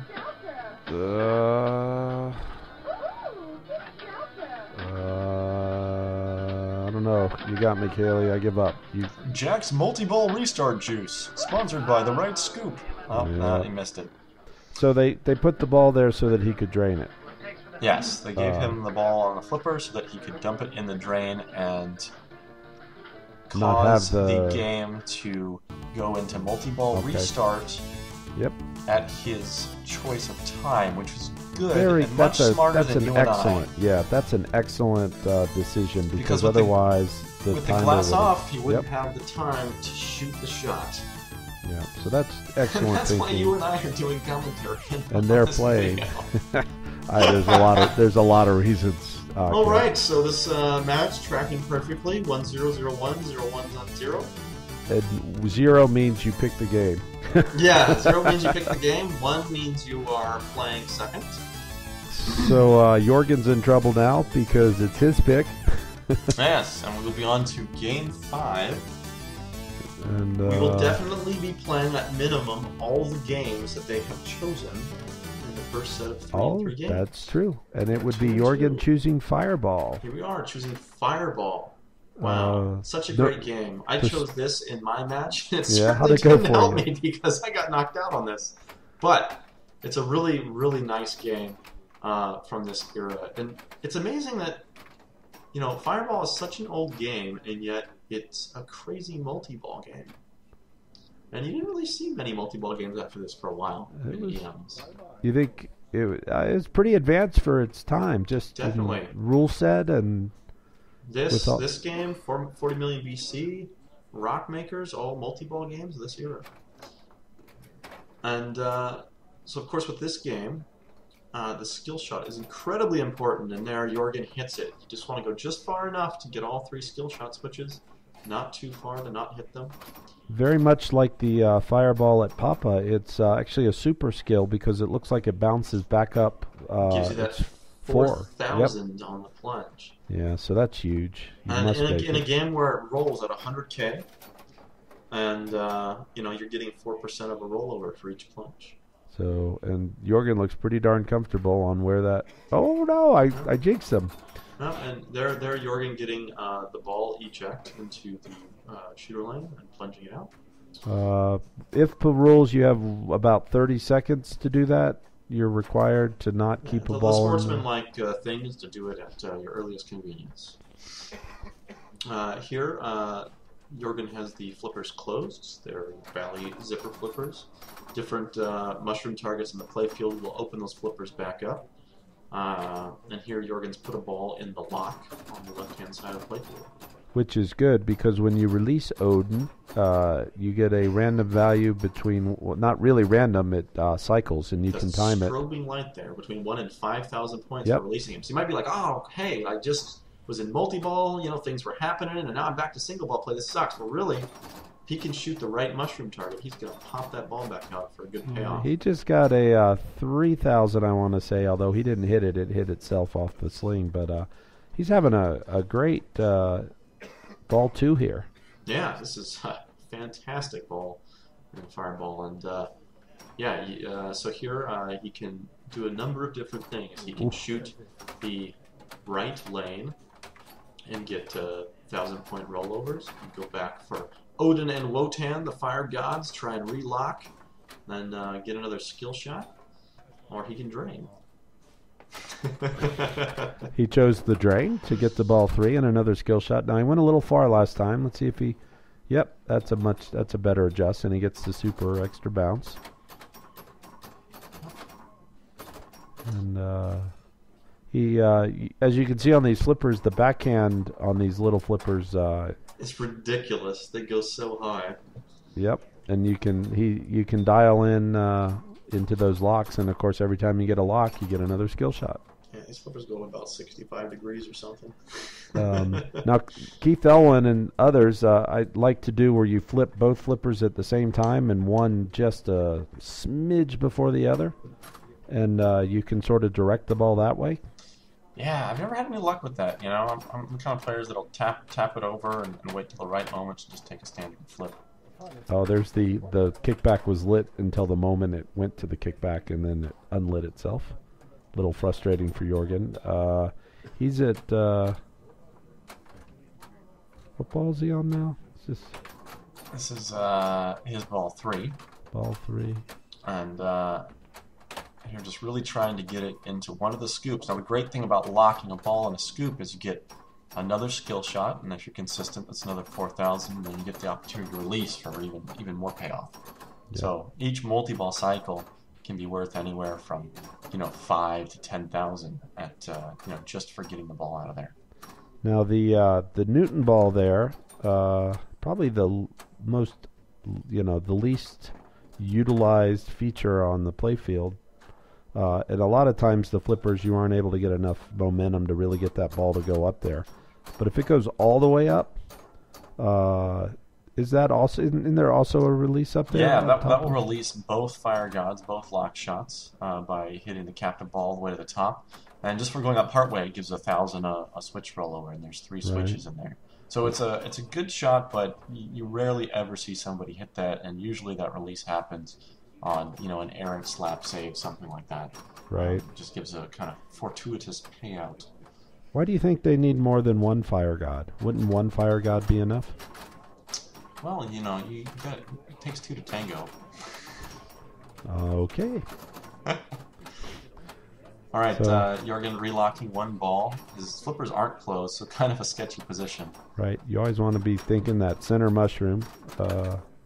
Oh, there he goes, and gets his right lock out. I believe that is Odin. It's Wotan on the left. Really, I was thinking of that as Odin. Oh, really? Who's your favorite fire god? Oh, who can how to choose. I'm sure they battle it constantly throughout time. Here, Jorgen trying to backhand the right lane. He just hits a shot up there for a lock. Let's give him some 1,000 points. Pretty nice feed out of that, because on some fireballs that feed could just be deadly. On this specific fireball, if you can get the flippers closed, you can. There are some players at this tournament that were just backhanding that right lane all day long. Right, back to a settle. Here, Jorgen with 75,000 points, ball 4. This is a huge score on fireball. I mean, really, on fireball, you're looking at 50,000 plus, and you're feeling pretty happy about your score. And here gets a little kickback, and it's great on this game. The kickback, never goes out when it hits. You have to hit the kickback off target. Oh, look at that! A trap for the skill shot. Oh, but he missed it. Oh man! Wow. He's just getting balls stuck all over the place. Yep, there we go. That was that's a good reason there not to just plunge wildly. That you can, if you do happen to be able to trap up, and you can put that other one back into play. But yeah, no, he's getting a tremendous amount of ball time. I swear, every time I'm playing Fireball and I watch somebody else play first or whatever, I always feel like it looks like crazy, like controlled chaos. Like, like look at this. Like the flippers are opening and closing, and like the gap is like 6 inches wide. And man, he's playing great, and he's just making it. And you really can control this game, as we're seeing right here. He's about to roll it. He's at 97. 2,500 more. Oh, so close. Still just ball 4. 1,120. Go. Here we go. Like what he did here. Right like what you're saying. You can just do that. Yep. Forever. Here, Jorgen trying to get the ball. Just shoot it up and into that right lane as much as possible. And he's trying to flip it, get it. He's going to backhand it up. Oh, so nice. There. So that trip is worth like 1,200 points.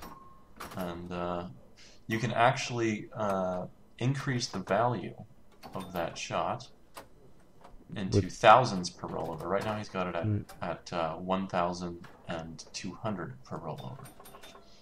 Boy, he's he's nearly at 110, and I'd say he's missed maybe half a dozen skill shots as well. I mean, this could be a woof. Yeah, he could have close to 15,000, 20,000 more. Okay, so 110,000 ball 5. Generally, that ball 5 houses you when you're having a good game. Just average. And he does have the opportunity to leave Zach Sharpe with a multi-ball lock, and he does it. Good point. Always thinking. Such a huge game. That's amazing. Are we going to see Zach come back here? This could be, I don't know, but if this will be the first time someone can hold serve unless Zach, and this is back-to-back games now. If I was in this match, I just know I was so screwed. I knew that, like my score is going to be like 12,000. Even with the skill shot, somehow the game's going to deduct points just to...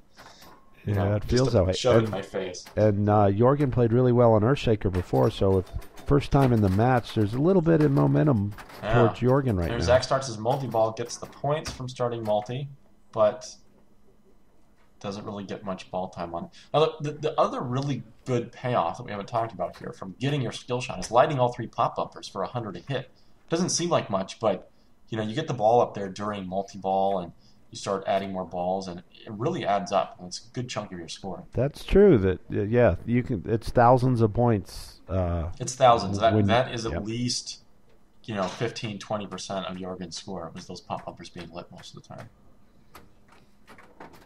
So that's nice patience from Zach. Such a great little tap and a backhand. But Zach needs to find that skill shot. Yeah. And, wow. I think that was the half. So what's he down on skill shots now? How many? He's already. I think that's 2 or 3 already. All right, so he's down 8,000. Yeah. He's at 12,000 points going to ball 2. Still off pace on about 22,000 he needs per ball on average here. And right there, that's a drain you don't see from the skill shot because the ball comes around hotter off the top of the playfield there. There, he's got it now. But He's on ball 3 already, and still hasn't even made a single ball average of Jorgen's big score. hill to climb. All right, while you're watching this, I'm going to go let my dog back in so he doesn't bark and wake up the neighbors. So I'll be back in a moment. Yeah. All right, sweet. Zach hits the other lock. The fire gods are lit. Fantastic. And hits his skill shot finally. Jesus. All right, try and hits one mushroom target. Here comes a multi-ball. Other one, triple multi-ball. Really wants to get those flippers closed and just let everything settle back down. Relocks one ball down. He's back to a ball lock and closed flippers. Looks kind of sketchy, but that just was worth about 15,000 points. He's back to 30,000. Here he's trying to backhand. And we're going to see, is he going to release? Unsure there, going for the other lock. Picks up 3,000 points for the waterfall.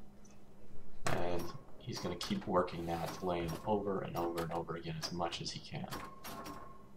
Really just wanting the ball back on those zipped flippers. And here he goes. So, Zach going to tap the ball, get it up there, and it comes right back down again. And, this is a little move you can't do on a lot of fireballs. And yet, on IFPA weekends, this one just happened to be set up in the way that you could do it. And Freddie from Freddie's Pinball Paradise, showed this strategy off to a couple players on this machine, and it was actually possible. And, you started seeing everybody start adapting, going for the waterfall shot. Zach releasing his ball, just frustrated. It keeps just power draining. Every time I'm he's back. got the ball out of there. And here's Zach, both balls locked again. Still ball 3. Oh, just barely got his skill shot. He is almost missing it, but he's really making something out of this ball 3. He's back to up to about 50,000. Ball drains. 2 balls to play. So maybe the key is I have to leave because he seems to do better when I'm not here. Mess with his dog some more, feed him some snacks. Just to make it more exciting. Teach him to play fireball, and then we can watch Zach win. Wow. All right. Oh, man. Now he is dialed into that Zach right sling drain. He's down to 1 ball. He needs, 70,000? 70,000 points. And, all right. At least he's got multi-ball. And maybe he can release his other balls, zip up his flippers, and do something with it. Okay, here we go. All right. Oh, look at that. Trifecta. Yeah, awesome. That's a nice picture. I would have gotten the camera out. Man, you really can't do anything with it. No, just jailbreak it. You can flip both and keep the lower ones there. You just toss the other one up as a Hail Mary. But he's got to be careful that the zippers don't open, and then everybody goes away. Oh, look at that. Wow. That was great. He deals one. Zach just really wants to work that waterfall over and over again. And having the 1 ball in a lock is great because then he can just waterfall. Keep doing it, right? Yeah. What's the name tag he's wearing? Crazy. My eyes are itching. Maybe it's because it's, so exciting to see Zach with these balls in play. All right. You think he's going to go for waterfall? I think so. Yeah, if he Backhand can. right here. Oh, no. He didn't. Oh. The crazy thing about fireball we haven't seen yet is you can be locking a ball as one drains, and it basically counts as a drain, and you get kind of the rip-off lock. Yeah, a lot of people unfamiliar with the game think it's a malfunction. Zach's so done here. This ball is gone. He's got about 8 seconds. Yep, there he goes. It's over. You can just see it wanted out so bad. So 70,000. That's a huge score on fireball, and it's second place by a lot. Oh, so man, Jorgen like can close Zach out here.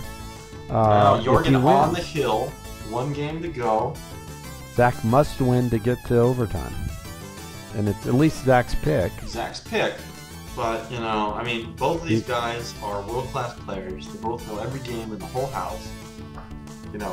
It's Zach's pick, but really, I'm sure Jorgen likes it quite well. And it's going to be Zach's EM, and his pick, which he picks every round, is bow and arrow.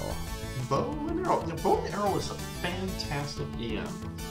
You build a bonus collect on this left lane by shooting spinners. They roll through a light sequence. Every time they roll through it, they add to that bonus. And then once you rack that bonus up to a certain value, you can just collect it over and over and over again. depending upon the kick out of that scoop. And yeah, the and then it just becomes a controllability real of it. contest of skill of who can nail that shot and then handle the kick out. And not to be discounted, there's 4 green targets that you can hit that will double bonus. Yeah. And they're 3,000 points each, which is not chump change on this game. Really, I think that, really just getting on a good bonus collect cycle is where it's at.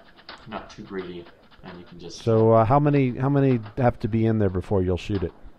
I need 5 lights. It's 10 light sequence. 5,000?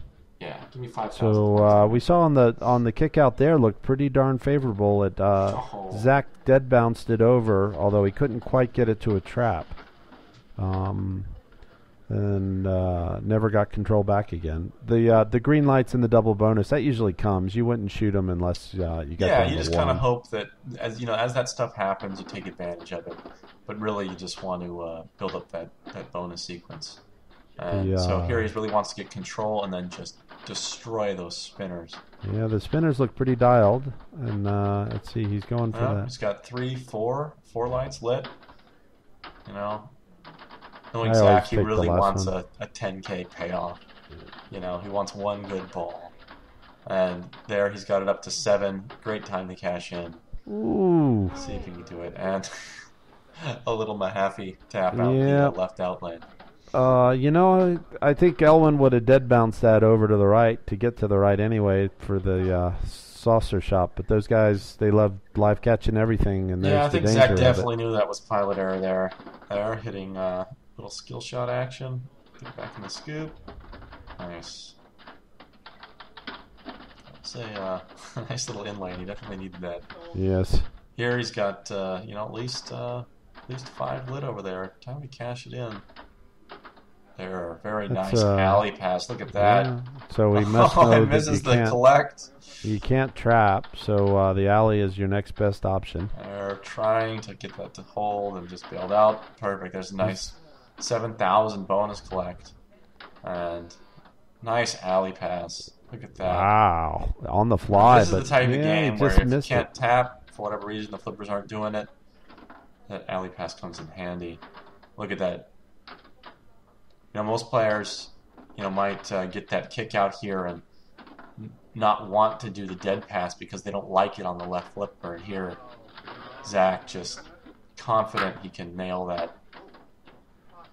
So I know we can't see the scores. That was a 50,000 point ball. After ball 3, he has 80,000.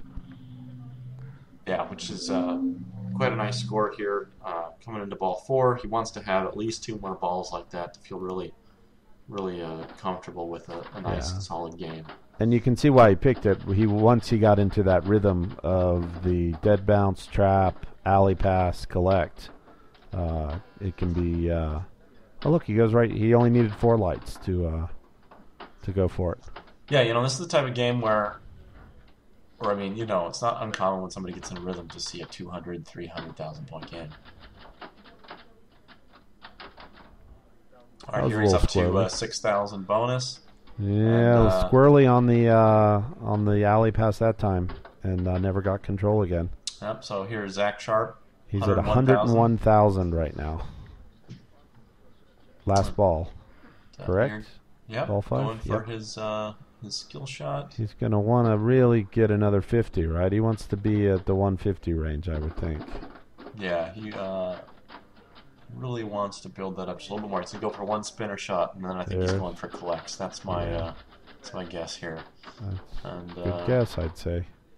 Yep, and here, it's collect.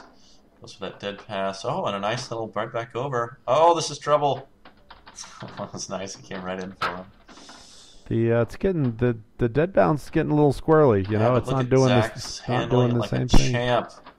Just great alley pass. Misses the bonus collect shot in the drain. Wow, he's going to think about that. So he finishes at 127,430 points. Still a respectable score.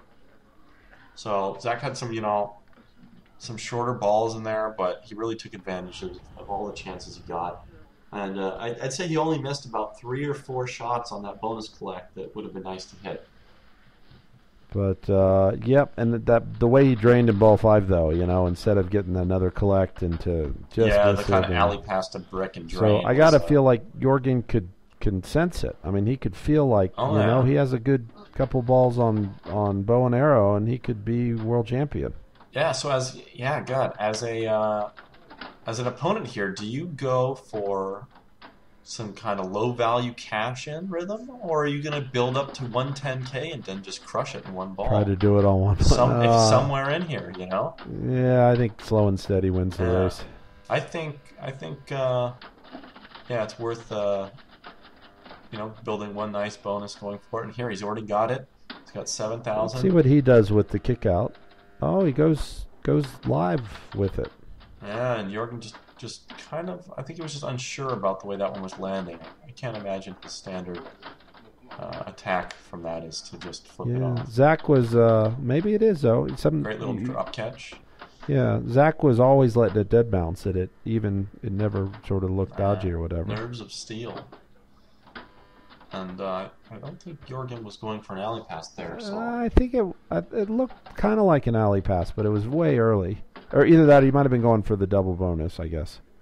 It's hard to say. So after his first ball was a 34,000 ball, and if he averages 34,000 for all, then he's won. He will become world champion. Yeah, that ball seemed pretty standard. So he's got a really good chance here. He only got one collect. Oh, he nearly did the Mahaffey trap.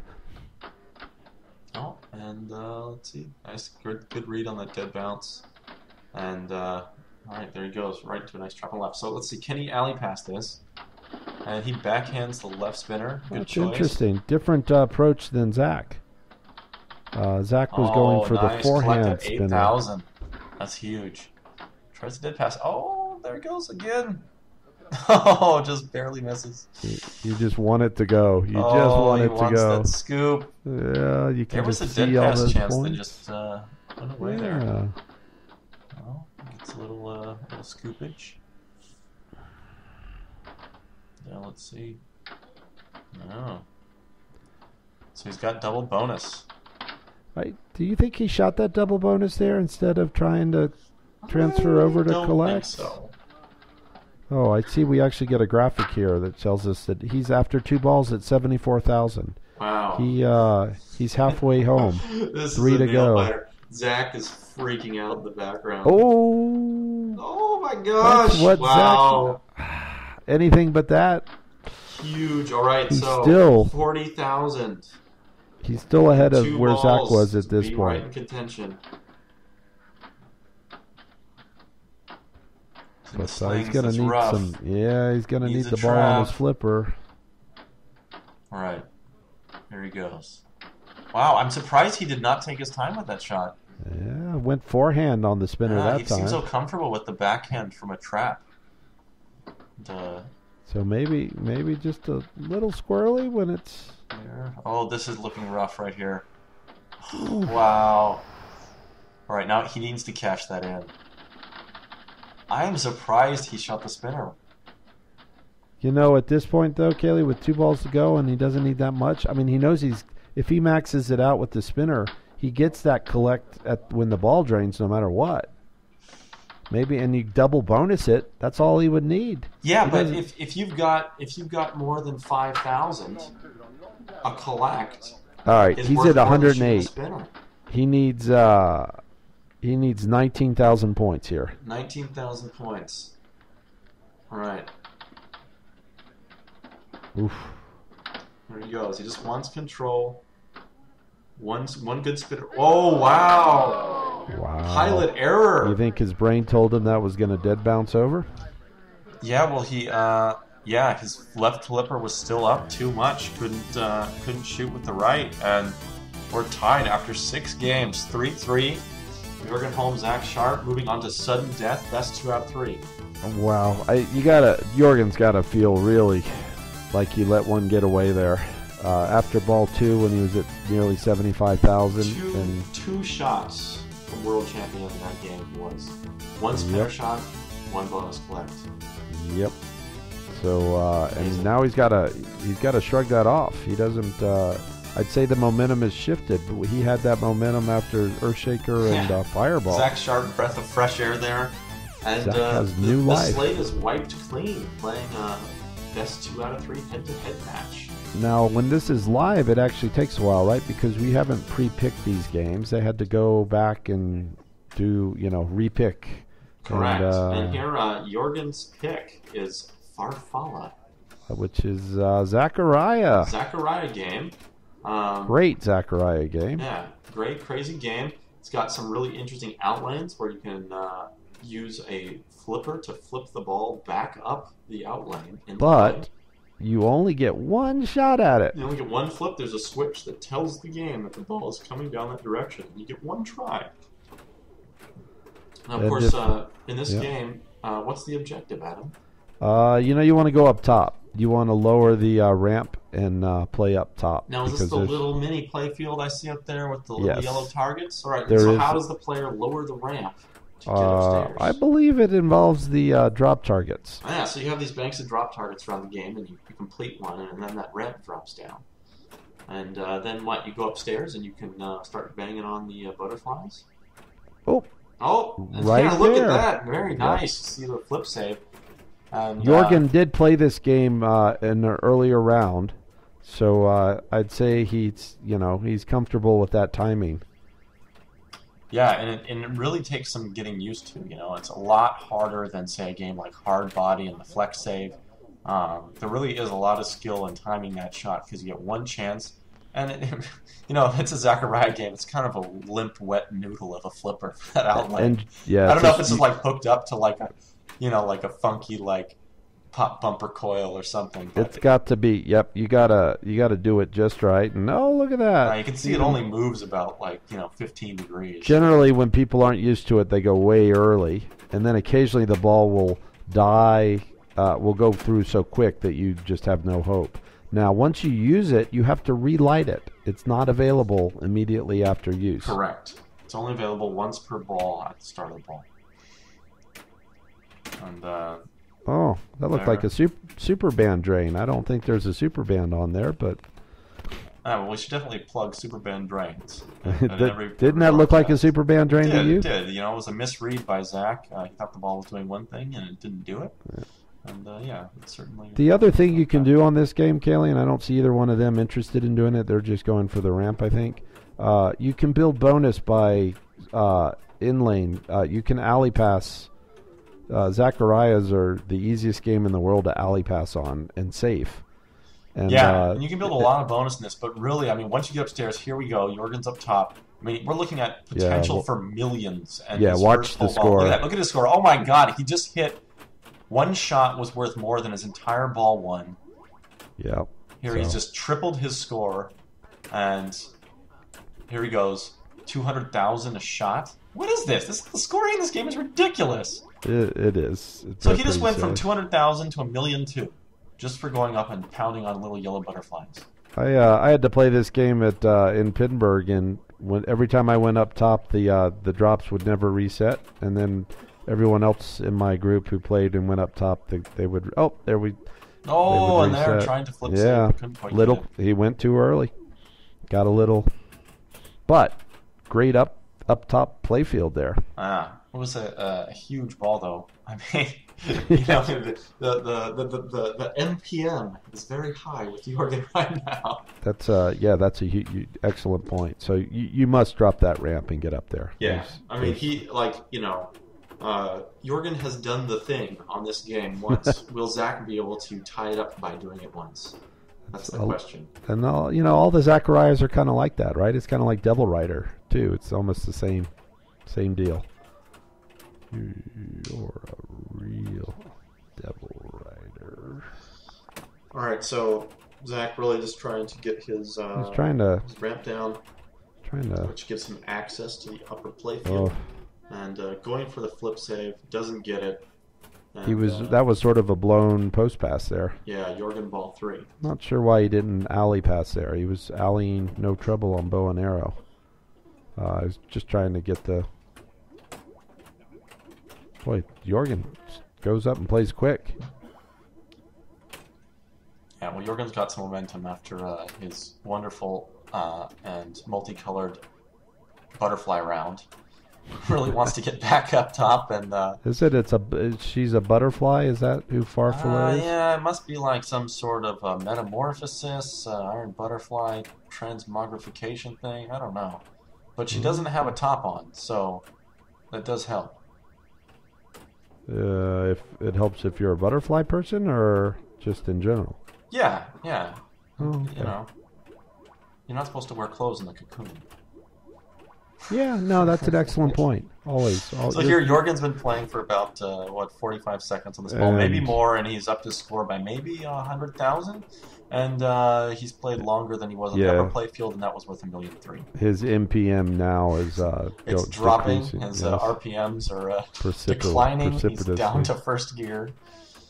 I think he just made was that a left out flipper save there? It's hard to see that left edge. Yeah, we've got a bit of the IFPA shaky cam TM going on. It's okay. And a nice little pass there. And what does he have? There we go. Oh, he's up top. Look at the score. Let's watch this. 500,000, 600,000. What's he getting here? Oh. Oh, man, a full rack down. Next rack. Almost again. Can he keep going? He's got 2 more drops. Kind of a sort of proto-ace in the hole thing going on. Oh, wow. Here he goes. All right, we're up to $2.5 million. 2.6, 27, 28, 29, 3. The stories are ridiculous. Yeah, going up top seems... Wow. All right, Jorgen's done the thing twice. Zach 0. The score is now 2-1, and Jorgen kind of did it twice there, 3-1. I was gonna say it. Yeah, he's done it. He's done it 3 times now. Yeah. All right. He's working on another trip to the butterflies, and I mean, gosh, he's a third of the way to rolling the game. Ridiculous. Oh, tries the flip save, misses. Zach's got a lot of work for it. Oh man, here we are, game 1 of sudden death. Zach really needs this game. He wants it so bad, because if he doesn't get this, it's going to game 3 if he wants to be able to win this. That is that's a good point. He'll have to win if he cannot win this game. And he'll have to win 2 in a row, and that's only happened once the entire match. Jorgen did roll 2 off. Right. Wow. All right. So here Zach wants that post pass that Jorgen seems to find so easily. Just alley past that puppy. Oh gosh, it goes. Oh, and he pinches it. Yeah. Wow. Jorgen Holm, game 1, sudden death. So again, and of course the score is 3-0 for Zach, and the score for Holm. And the so Jorgen sort of lost momentum there on bow and arrow by not closing Zach out, but Zach was unable to grab that. Jorgen regained control of the match with that excellent play up top, and he chose wisely. He won a pick. Yeah, I think that was a really good pick by Jorgen Holm. He obviously really was comfortable on that game. Knew he could do the post pass, knew he could hit his shots, and really had his strategy down. And Zach just never really looked like he got comfortable. How's the last game? If they each chose one, is the higher seed get the final game? That's correct. He does. Wow. So that's the one advantage. So pool sharks. Pool sharks. Do we even want to? It's a fun game, and there's some great rules on this. Yeah, this game has the German Speechraum in it. We'll be seeing a lot of Power Schuss in it, which I think means power shot. But you can see he just got some Kug. And in this game, you can choose. Player 1 gets to pick for both players whether playing 8-ball or 9-ball when they start the game. Did you see what Zach picked? And I am not sure what Zach picked, although we can see that he has just hit a random assortment of targets and added to his rack in the middle. So that means he is playing 8-ball. 8-ball. 9-ball, you got to do them in order. Maybe he's playing 9. Oh, it is 9-ball because it's shorter, less shots. Yeah. So You hit drop targets to add balls.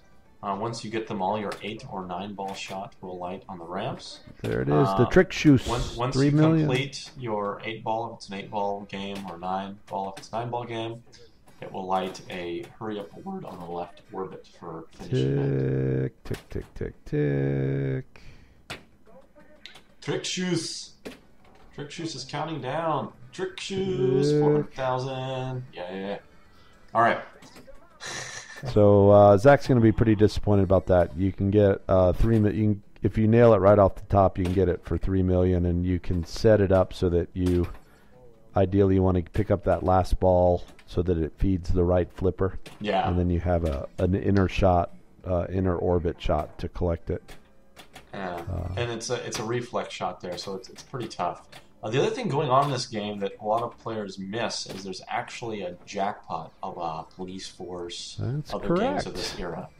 And if you complete each of the Pool Shark characters around the playfield, a jackpot will light.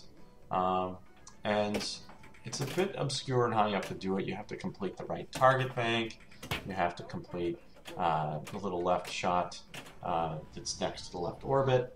And some of it just kind of comes as you're playing, and it's worth keeping an eye on in case you have to pick up the final stand-up on the right, like that. And it's worth really good value. That's, yep, excellent point. And the playfield shows you which parts you've done or not done. And so you can keep an eye on it. And it's completely independent of everything else that's going on. Yeah, and so the standard play here, though, really is to work through 8 or 9 ball racks and go for those 3 million hurry-ups. And if you can, some players will just shoot that left orbit and go for the trick shoes, the trick shot, random the rest of your award that can award up to 200,000 points. But you're really just rolling the dice with that. And so here, Zach going for 3 million. Trick shoes has not been collected. Counting down, trying to get it over, hit it, and gets it for 2 million. Very nice. That's that's solid. Two trick shoes and one. And I am absolutely positive that all our German listeners are rolling over in their undead graves at our butchery of the fine German language, and I have no regrets. I was going to apologize. I was going to do a blanket apology to all people everywhere for everything I say. Our shoes 100,000. If you're angry at anything we say, then just think that we're sitting here for 2 hours straight watching all this instead of sleeping or. But they are. But it's okay. It has onions. Excellent, as always, Daly, putting it in perspective. So. Right. It's really interesting. These games, it's like whoever seems to get the first big lead kind of closes this out. Has there been a game? Has anyone made a big comeback in this entire match? He with the good ball wins? No, not yet. It's really like the guy that's really had the powerhouse ball is the one that pulls the game out. And wow, super nachos, 250K, nice, 4.5 million ball won. That's a great start. That's nice. I mean, the good scores we've been seeing on this game throughout the whole tournament are right in this range, in the 5 million to 9 million point range. And, Zach's already got that in one ball. Huge bonus, 5.7 million. Was Adam Becker at this IFPA? Yes, he was. I thought I just saw him walk by. I couldn't quite tell, but it definitely looked like a Becker sighting. Yep, I saw a little Becker roll in the background. There goes Daniele Acciari. I saw Daniele, yep. Oh, and so Jorgen comes up about 1/10 of Zach's score. And here's Zach's up for ball 2. I'm feeling good. At the moment, at least, maybe starting, not yet, but at least thinking about that last final game that Jorgen will get to choose. Now, that's the skill shot right there. And the skill shot is actually worth good points. I mean, we're looking at 300,000 for his second skill shot, and his next skill shot will be worth even more. And it's kind of like the fireball skill shot. It's you kind of drop it in there. Yeah, you can't go too far. Gotta go just far enough, and it goes into a little scoop on the ramp and kicks down. So here, Trick Shoes is lit. Goes for it. Hits it. Nice. Nice. He's dialed in. Do you think? But wouldn't that regular jackpot be available to him at some pretty soon? You know, I'm not seeing much progress on the right stand-ups, and those are really deadly to shoot. Right. So, but those trick shots are working out. Oh, you know you want to say it. Trick Shoes. I decided to stop saying it, and right there we see Jorgen missing the skill shot. Yeah, and there that would have been worth doubling his score. All right, Jorgen's working right towards picking up a trick shot hurry up, and we see he's got just going to need a couple of them. 8 ball is left on the left ramp, and he'll shoot the right for the 9, and then go for his. Oh wow! It almost looked like Jorgen let that one go. So yeah. Achtung is warning? Achtung! Achtung? Yeah. Achtung? Yeah, I thought Achtung. it was... Yeah. So, with 700,000, you think it's worth saving that ball and tilting? Absolutely. Yeah, I think it's worth it for him just to find the tilt. I mean, he It just seemed like it was one of those where it's at the top of the flipper, top of the sling, and it's really hard sometimes to do anything about that. But... Man, I don't blame him. It's so hard in these long tournaments to just really be on point for 3 days straight. Yep. And just really be ready for every possible little bounce and drain. And sometimes they just get away from you. You're not ready to really put everything into it and just fine-tuning those saves. And I think looking back on this match where we see moments of both players being maybe a little squirrely and not making every decision perfectly, that you absolutely can chalk it up to the fatigue factor of playing this level of pinball for 3 straight days. Yeah, but you can really see, counting travel.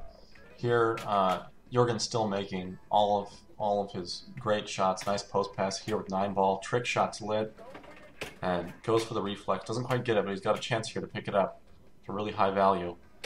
That was nice that he really took his time to try and make that shot. Yeah, unlucky that he didn't get it. Now his best bet is probably a sub 1 million pickup or none at all.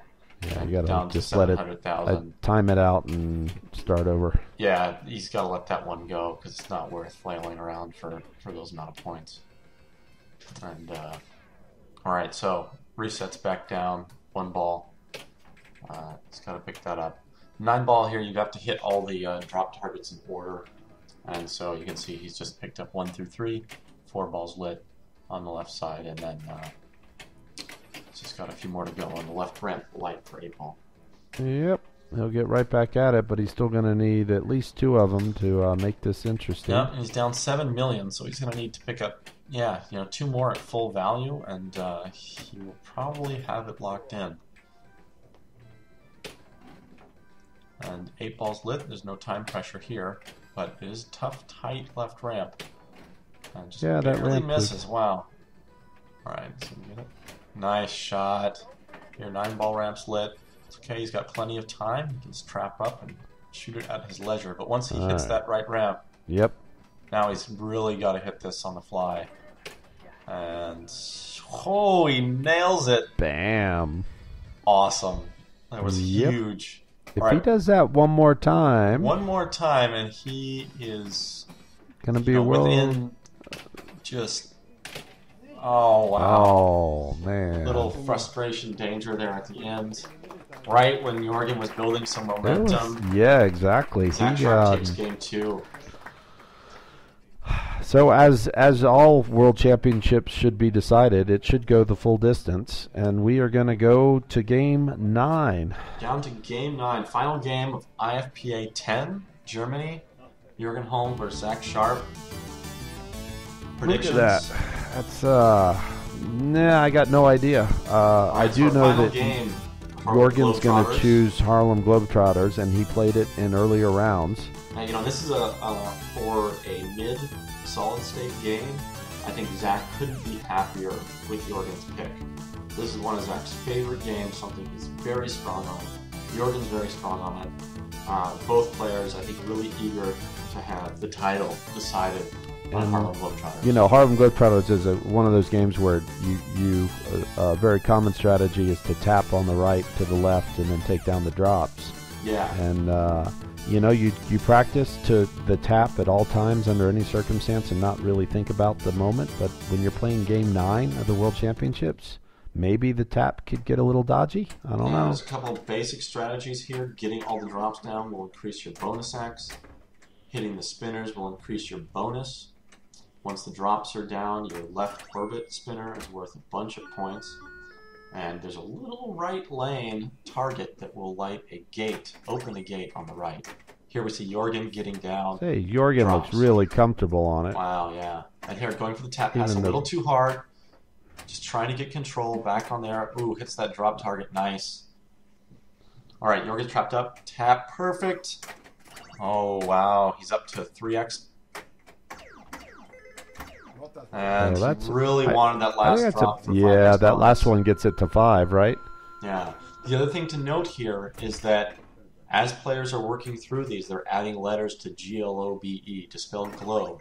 And that's a 50,000 point payoff, correct? For special? Or just the... For spelling globe. And that can be huge points. I think it's only 25. It might be a setting. I'm sure Keith is rolling his eyes. He could tell us. But yeah, it's you want to keep hitting it anyway. You want to hit it up there. Yeah. So all right, let's see how Jorgen looked very comfortable on the tap. Oh, Zach with the gate and the first drop and then center drain. Man, that's rough.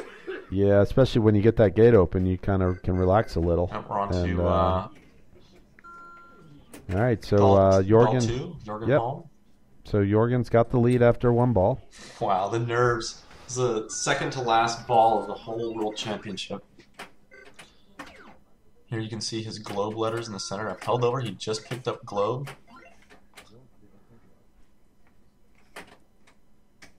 Nice tap pass. Beautiful taps. Yeah, he's dialed into target. this tap. Couldn't quite retrap that ball. There. Oh, wow. Hits it on the fly. I would have expected a drop catch trap there. And the live catch. And a couple of these tap passes are a little hard. That's nice. Look at this. Is he going to shoot it from high or low? I say high. I'd say high, yeah. A lot of players you'll see hit it from that flipper, but, you know, Keith Elwin, definitely a fan of letting it drop down to the lower flipper. He's a lower? Yeah, that's interesting. Yeah. Now, with those drops down, that spinner is worth good value. 2,000 a spin. Yeah, he's got GLO, 2 more for another payoff on globe. You can you see the spin, good spinach. Nice. Getting really solid score laid down here. You know, he gave a little nudge there that put it into the center. That was a little unlucky, but great ball. 200,000. Definitely enough to win a lot of matches here. Yeah, he could be thinking about it. All right, Zach's got to answer here. All right, Zach Sharpe, 15,000 going in ball 2, second to last ball. This is, when you play exciting. This game, you really just want to just get those drops down. I mean, when you're at 5x, you're just, you know, you feel like you've done the thing, and then it's just you got to survive. Yeah, you got to survive the spinners and the. All right, Zach confident in the tap. Look at that. That's why both these guys are here right now. Yep. When you can tap in Game 9 of the World Championships. Come down low. Oh my gosh, they're picking up this globe, but still comes up short. About 50% of Jorgen's score. You know, all the kicks off those drops it's dangerous, but they're both still going for it. Oh man, the nerves. Zach knows that he's going to have to play his last ball no matter what, and he's going to have to come back and do some damage with ball 3, or else Jorgen Holm will be the next world champion. Did they just do a plunge where the ball didn't hit a switch? Yeah, they did. That's relatively hard. It's not impossible on Harlem, but that was okay. Here we go. All right, Jorgen really wants his ball on a flipper. Here he's got an opportunity to trap up. It's like the longer you go without getting it on the flipper, the more likely you'll never get it on the flipper. That was a great read. See if you can tap. Nice. Shoots it from high. Gets it again. Wow. Hits his globe. And look at that. 290K. 290. Let's see if that's NPM enough is for... high. Yep. That was great value for just such a short ball, maybe 12 seconds. But what is it? The penultimate target that seems to be draining everyone? Doesn't matter whether you come at it from the upper flipper or the lower flipper. Yeah, they're almost another no-switch hit. So, plunge. I mean, if Zach's going for his targets, he has got to survive that center drain. Zach really wants to pick up that 5X and get Maybe he should just hit the spinner over and over. It's Stay worth away from the nothing drain before shot. you hit some of those drops down. Yeah, I know. That's a good point. All right, Zach Sharpe needs to pass another 200,000 to become the next world champion. Look at this tap pass. So nice. Hits his shot. Yeah, awesome. He Look looks at that. very calm. Huge. Oh, Wow. Big mistake. Jinxed him. Great tap pass. Hits it. Oh, look at this. He's got GLO. Not quite ready for the globe payoff. Get it back on the flipper. Opens his gate. That's huge. 1/3 of his drains are gone. All right, Zach still needs 170,000 points. Built some good bonus there with that spin. It's Still only GLO. He really wants that other drop target. There, he gets it. One more shot, and he's got globe. All right, he gets the jump shot. This is gonna be close. All right, going for that spinner. That was a really good read. He's thinking about it. Yeah. Wants that drop. Gets his globe. Oh, wow. This is going to be huge. How much bonus does he have? 240. 250. Oh. Wow, and Jorgen Holm, our IFPA10 World Champion. What do you think? One more drop? You could see Zach thinking about it, trapped on the left. He thought about his value of his globe. Should he shoot that drop, take the globe? Should he drop the flipper down, tap, pass it over, take the spinner? I think the right play was to tap it and hit the left spinner, and he went for the drop target. You're right. He had already survived the set of drops, and globe was not going to do it with that drop target, but a spinner shot on the left had the opportunity to power him through 30 to 40,000 points and fall in the upper scoop to maybe complete globe. Yep. So, wow. I mean, what a great match. Look, it's so close. So close. All the way. Ping-ponging back and forth the whole way to 9 games. Comes down to bonus on the last ball of the tournament. Jorgen Holm, our new champion, and both of them playing really, really, really good match. Great games all around. That was. That's a challenge to whoever makes the finals from here on out to give us a more entertaining IFPA World Championship, because that was great. Yeah, and Jorgen Holm will be defending his title in Colorado coming up. That's right, IFPA 11 in May 2014. in Denver, Colorado at Game Exchange. Yeah, and wow, we're gonna have the top 64, the best players in the world there, and see if Jorgen can defend his title.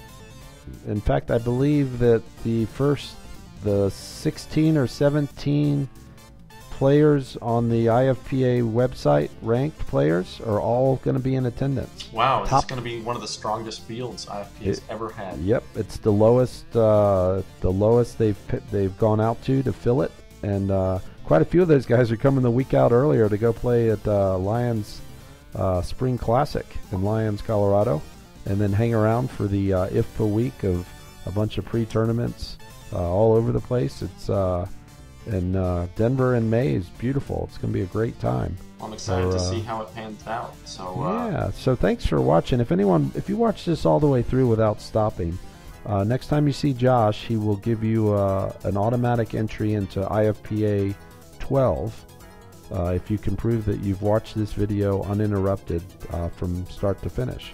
Just send Josh an email and tell him we said so. And thanks for watching, everybody. And just remember, it's okay. It's got onions. We'll see you. Bye.